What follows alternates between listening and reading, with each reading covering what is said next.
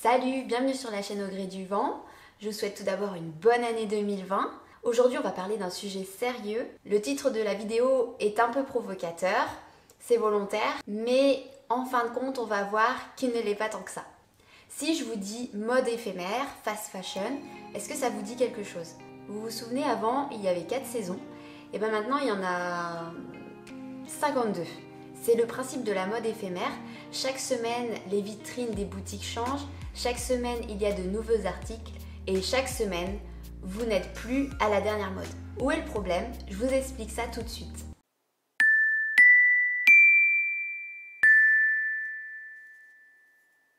Il y a un an, j'ai vu un documentaire sur Netflix qui s'appelle The True Cost, le vrai prix en français. Il n'est plus disponible sur Netflix parce que Netflix change régulièrement, enfin chaque année en tout cas, une partie de son contenu. Du coup, je vous mettrai un lien dans la description pour le regarder en streaming payant. Ce documentaire m'a troublée et m'a fait changer mes habitudes sur ma manière d'acheter des vêtements. Je ne vais pas pouvoir vous retranscrire tout ce qu'il y a dans le documentaire, même si je l'aurais souhaité, parce que sinon cette vidéo sera beaucoup trop longue. Mais je vais essayer d'être le plus concise possible et de vraiment vous partager les points qui m'ont marqué. Ce qu'il faut savoir, c'est que l'industrie du textile, c'est une catastrophe pour l'environnement et encore plus la mode éphémère. Pour parler chiffres, pour produire 1 kg de coton, il faut 5000 litres d'eau. Sachant qu'un Américain moyen, alors c'est un Américain parce que j'ai pas le chiffre pour un Européen, mais je pense qu'on n'est pas trop loin, même si on est sûrement en dessous. Donc un Américain moyen jette en moyenne 37 kg de textile par an. Et donc j'ai fait mon petit calcul. Et c'est comme si je prenais 10 bains par jour. Deuxièmement, la production de coton non bio est néfaste pour l'environnement. Beaucoup des milliers d'agriculteurs ont des cancers suite à l'utilisation des pesticides. En Inde, de plus en plus d'enfants, d'agriculteurs notamment, sont atteints de handicaps mentaux et physiques. Je voudrais qu'on parle plus spécialement de l'agriculture en Inde, parce qu'il y a toute une partie qui est vraiment axée là-dessus dans le documentaire. Ce qu'il faut savoir, c'est que les agriculteurs de coton en Inde, avant, cultivaient le coton de manière, on va dire, traditionnelle, et on leur a proposé d'utiliser des pesticides pour avoir un plus grand rendement. Ce qu'ils ont accepté, donc ils ont commencé il y a des dizaines d'années à utiliser des pesticides. Ensuite, on leur a proposé, c'est Momo qui leur a proposé d'utiliser des graines OGM qui répondraient mieux à l'utilisation des pesticides et qui permettraient aussi un plus grand rendement. Donc du coup, les agriculteurs ont acheté des graines OGM. Le problème de ces graines, c'est qu'elles ne sont pas reproductives parce qu'avant, les agriculteurs, chaque année, ils n'avaient pas besoin d'acheter des graines parce qu'ils pouvaient refaire de nouvelles graines avec leur coton et les replanter gratuitement. Et là, du coup, maintenant, ils sont obligés chaque année de racheter des graines pour pouvoir replanter leur champ de coton. Et l'autre problème, c'est que l'utilisation des pesticides de manière répétée sur XX années a appauvri les sols et du coup, leur rendement est moins bon. Du coup, ils rachètent des pesticides pour améliorer leur rendement et c'est le cercle infernal. Ils s'endettent de plus en plus jusqu'à ce qu'ils soient tellement endettés que même leurs terres ne remboursent pas leurs dettes, ils perdent leurs terres et ils se suicident. D'après le documentaire, un agriculteur en Inde se suicide toutes les 30 minutes. Et donc là, on rentre vraiment dans le vif du sujet. C'est pas anodin l'industrie du textile, ça cause des morts. Le documentaire relate une tragédie qui s'est passée en 2013 au Bangladesh près de Dhaka. C'est l'effondrement d'une usine de textile qui a causé la mort de plus de 1000 travailleurs, essentiellement des femmes couturières. La cause de l'effondrement, c'est la vétusté du bâtiment qui était plein de fissures. Il faut savoir que l'Inde, le Bangladesh et la Chine ont la main-d'œuvre la plus bon marché au monde concernant la confection de textiles. Les grandes marques de type H&M, Zara, Forever 21 font des grosses commandes aux usines de textiles à des prix bas et les patrons essayent un peu de négocier le tarif mais ils n'ont pas trop le choix parce que clairement les marques leur disent voilà, si tu n'acceptes pas notre prix, eh ben on va avoir une autre usine de textile. Du coup, les patrons des usines acceptent les prix des marques et sous-payent leurs employés parce qu'ils n'ont pas le choix. Et du coup, pour la réparation des bâtiments, c'est secondaire. Et c'est ce qui explique ce qui s'est passé près de Dhaka en 2013. Il faut savoir qu'au Bangladesh, il n'y a pas de droit du travail, pas de salaire minimum, pas de congé maternité. Et ça pour le plus grand plaisir des marques, puisqu'elles ne sont pas obligées de respecter un salaire minimum à leurs sous-traitants. Un des arguments qui est avancé pour justifier les conditions de travail de ces femmes, c'est qu'elles ont le choix, qu'elles ont choisi le travail qu'elles ont.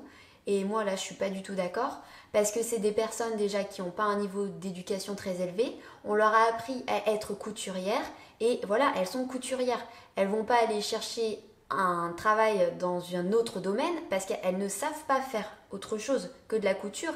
Dire qu'elles ont le choix d'aller travailler dans une usine de textile, je pense que c'est faux. Notamment au Cambodge, en 2014, des travailleurs d'usines de textile ont essayé de manifester pour avoir un salaire minimum de 160 $ par mois et les autorités locales se sont retournées contre les manifestants et ont tiré dessus à balles réelles. Les manifestants ont essayé de continuer la grève pendant plusieurs jours pour changer leurs droits. Et ce qui s'est passé, c'est qu'il y a eu plusieurs morts et de nombreux blessés. Le documentaire avance une piste de réflexion qui est le système capitaliste. Le système capitaliste est basé sur la consommation et sur le fait de faire du profit et d'en faire toujours plus. Une fois qu'on a fait le maximum de profit en essayant de minimiser les coûts partout, la seule chose qui nous reste à exploiter pour faire encore plus de profit, c'est le capital humain.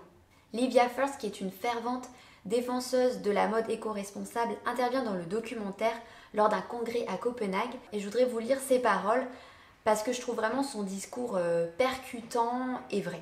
La mode éphémère veut produire vite. Donc l'ouvrier textile doit produire vite et à bas coût. L'ouvrier textile est le seul point de la chaîne logistique où les marges sont diminuées. Et vous avez ces grandes entreprises qui vont à l'usine au Bangladesh, font une commande de 1,5 million de jeans à 30 ou 50 centimes l'unité. Comment parler d'éthique? Je ne sais pas. Mais aussi du point de vue du consommateur. Est-ce vraiment démocratique d'acheter un t-shirt pour 5 $ ou payer votre jean pour 20 $?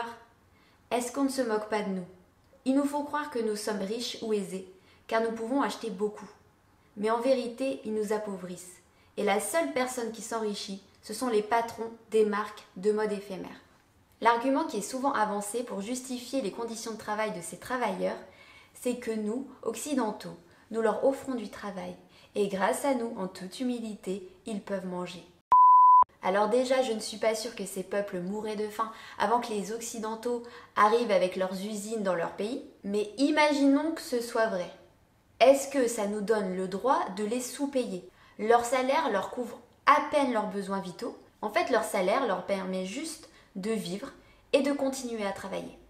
Est-ce que ça, c'est pas une sorte d'esclavage? Au 19e siècle, c'était courant d'avoir des esclaves, mais certaines personnes commençaient à remettre en cause cette pratique. Savez-vous quel était l'argument des personnes qui étaient pour l'esclavage? Les esclaves n'ont pas à se plaindre, ils sont nourris, logés. En fait, ils ont de la chance. 2 siècles plus tard, on dit « Ces travailleurs ont de la chance, grâce à nous, ils ont un travail et ils mangent. » Je ne sais pas si on peut réformer le système, mais je pense qu'on peut arrêter l'esclavage. Arrêtons de nous donner bonne conscience parce que nous donnons nos vêtements à des associations. Les associations croulent sous les vêtements. Elles en ont tellement qu'elles ne savent plus quoi en faire. Ce que font les associations, en tout cas une partie, c'est que quand elles reçoivent des vêtements, par exemple si elles reçoivent des vêtements en France, elles essayent de vendre ces vêtements en France pour pouvoir se faire de l'argent et avec cet argent, elles peuvent aider les personnes dans le besoin. Le truc, c'est que les associations, elles ont tellement de vêtements qu'elles les vendent même plus ou elles en vendent qu'une toute petite partie et elles expédient tout le reste au tiers-monde. À Haïti, ils ont tellement de vêtements que les usines locales ont fermé. Et là, on va pas me dire que ça crée de l'emploi. Alors le but de cette vidéo, ce n'est pas de te faire culpabiliser, toi qui as acheté un t-shirt chez H&M à 5 € la semaine dernière. Je veux juste qu'on arrête de se cacher, de se voiler la face sur ce qu'il y a derrière un t-shirt à 5 €. J'aime pas faire des vidéos un peu politiques ou polémiques. Là, j'ai prononcé le mot capitaliste, j'ai un peu peur. Mais je me devais de faire cette vidéo, ça me tenait vraiment à cœur. Limite, j'ai créé ma chaîne pour parler de ce genre de sujet. Et surtout, j'ai l'impression qu'on parle beaucoup du zéro déchet, du fait de ne pas gaspiller l'eau, de prendre moins la voiture. Mais à côté de ça, on a des dressings gigantesques. Arrêtons d'acheter des fringues tous les mois. Si on se tourne vers des achats éthiques, si les profits des marques baissent, elles seront obligées de se mettre au bio et à l'éthique, parce que c'est ça que les gens achèteront. On a le pouvoir, c'est notre porte-monnaie et c'est à nous de décider comment l'utiliser. Alors concrètement, comment on fait pour s'habiller? Parce qu'on va pas rester tout nu. Enfin, même si c'est le délire de certains, c'est pas mon délire.